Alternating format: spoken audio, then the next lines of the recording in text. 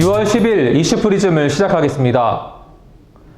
지난 5월 17일 수많은 사람이 드나드는 강남역 한복판의 한 화장실에서 20대 여성이 일면식도 없는 남성에게 살해당하는 끔찍한 사건이 발생했습니다. 여자들이 나를 항상 무시했다라는 피의자의 진술 때문이었을까요? 이 사건은 단순히 피해자에 대한 추모를 넘어서 정신질환자의 묻지마 범죄냐 아니면 여성 혐오 범죄냐를 두고 한바탕 논란이 되었습니다. 여기서 한 가지 의문점이 드는데요.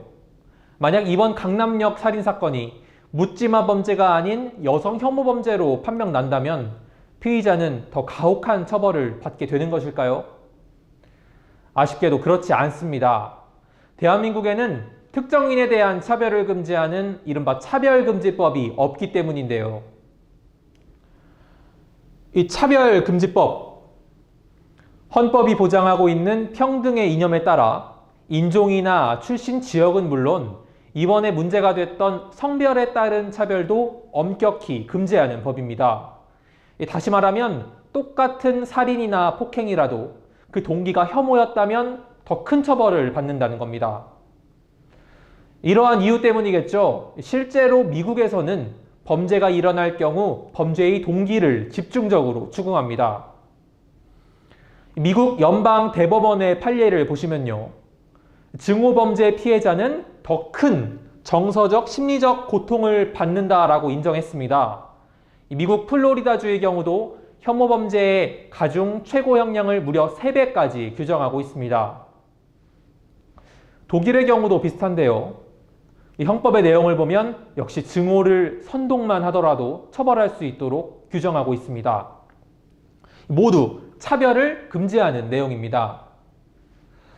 그렇다면 한국에서 차별금지법이 제정되지 못하는 이유 궁금하실 텐데요. 대표적으로 두 가지 이유가 있습니다. 첫 번째 이유는 차별금지법이 동성애를 부추길 수 있다는 특정 종교단체의 주장 때문입니다.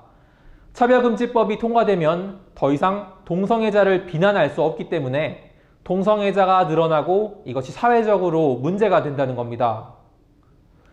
두 번째 이유는요. 차별금지법이 제정되면 특정 사상이나 정치적 의견을 차별할 수 없기 때문에 만약 북한의 체제를 옹호해도 처벌할 수 없다는 겁니다.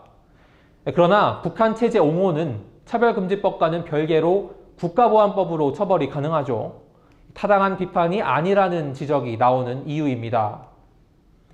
실제로 차별금지법 제정이 시도된 것은 지난 2007년부터입니다. 그러나 이 같은 이유 때문에 번번이 제정에 실패하고 있습니다. 이 좌익교수라는 아이디를 쓴 국정원 직원, 지난 2011년부터 2년 동안 총 3,460여 개의 글을 올렸습니다. 이 중에는 보시는 것처럼 이 특정 지역을 비하하는 글들이 많았는데요. 그러나 피해자를 특정할 수 없다라는 이유로 지역 비하 댓글은 무죄 판결을 받았습니다. 이 차별금지법이 있었다면 처벌할 수 있었던 사건이었습니다. 만약 차별금지법이 통과된다면 어떻게 될까요? 요즘 젊은 것들은 투표를 안 해. 이 세대 간 차별. 두 번째로 지역차별, 마지막으로 이번 사건의 원인으로 의심되는 성별에 대한 차별, 모두 법적으로 처벌할 수 있습니다. 여자들이 나를 항상 무시했다라는 피의자의 발언으로 촉발된 이번 강남역 살인사건 논란, 혐오범죄냐 아니냐를 따지기 전에 혐오범죄에 대한 제대로 된 처벌을 내릴 수 있도록 차별금지법 제정이 시급해 보입니다.